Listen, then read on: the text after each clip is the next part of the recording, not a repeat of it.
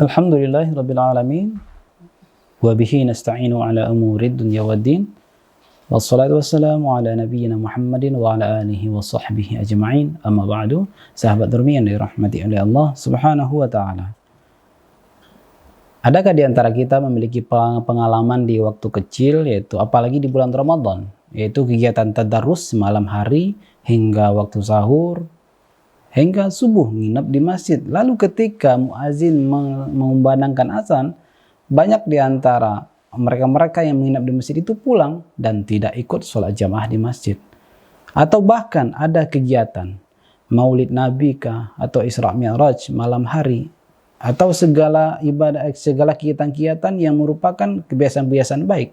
Kita tidak mengingkari maulid Nabi itu. Maulid Nabi itu adalah tradisi yang sangat bagus sekali. Isra Mi'raj, acara nuzul Quran, dakwah segala macam yang kita adakan di masjid.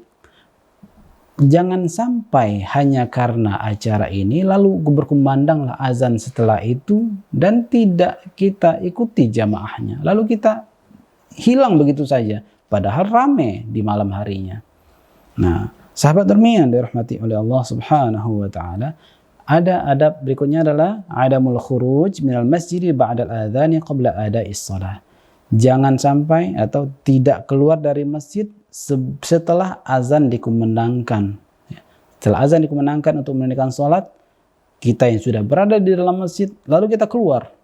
Illa lid-darurah, kecuali karena ada darurat, karena ada keterpaksaan. Misalnya apabila kita di dalam masjid lalu ternyata batal, tentunya ada darurat, kita harus berwudu. Atau ternyata dia karena tidur di masjid, ya mohon maaf, bisa jadi ini adalah hal yang kalau tidak patut. Misalnya dalam tidur di masjid lalu dia bermimpi sehingga dia mesti mandi wajib, itu darurat, dia harus keluar, bersegera keluar untuk mandi wajib di rumahnya. Au ayyakuna imaman fi masjid akhar, atau di dalam masjid kebetulan seseorang nginap di masjid ini bersama kawan-kawannya, tapi salah satu dari jamaah atau orang nginap ini adalah dia menjadi imam tetap di masjid sebelah.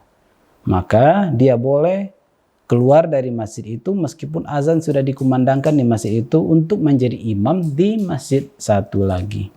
Sahabat Nurmi yang dirahmati oleh Allah Subhanahu wa taala, Sayyidina Abu Hurairah radhiyallahu taala anhu berkata, kharaja rajulun minal masjidi ba'da ma adzana muadzin.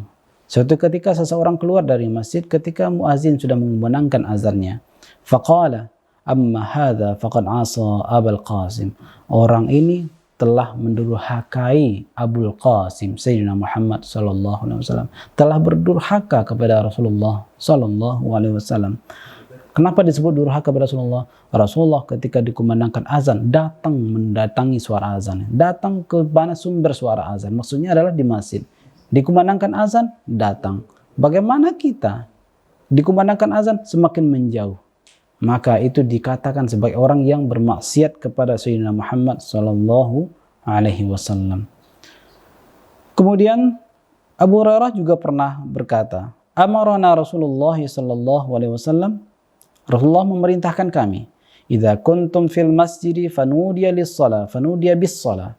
Jika kalian berada di dalam masjid lalu dikumandangkan azan, dipanggil, ada panggilan azan, fala yakhruj ahadukum hatta yusalli. Jangan sampai ada yang keluar sampai dia selesai salat baru boleh keluar. Mari kita perhatikan diri kita. Apakah selama ini kita pelaku-pelaku yang menjauhi azan atau pelaku-pelaku yang mendekati azan?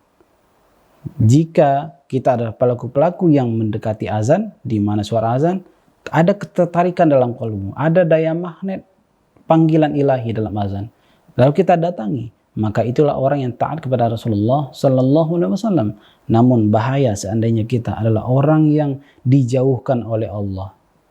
Ketika terdengar suara azan, tidak ada ketertarikan sedikit pun untuk melaksanakan sholat, tidak ada ketertarikan sedikit pun untuk cinta mendengarkan suara azan dan menunaikan sholat. Dalam panggilan azan tersebut ada panggilan sholat, hayya 'alas shalah, hayya 'alal falah, tapi kita tidak tertarik, maka kita termasuk orang yang enggan.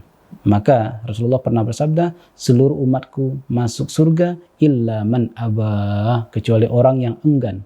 Jadi pilihan kita masuk surga ataupun tidak itu karena kita yang enggan tidak mau masuk surga, maka itulah orang-orang yang sangat merugi sekali. Sahabat Urmi yang dirahmati oleh Allah Subhanahu wa taala, jadilah kita orang yang paling bersemangat untuk beribadah berjamaah karena Allah Subhanahu wa taala. Wallahul muwaffiq. Assalamualaikum warahmatullahi wabarakatuh.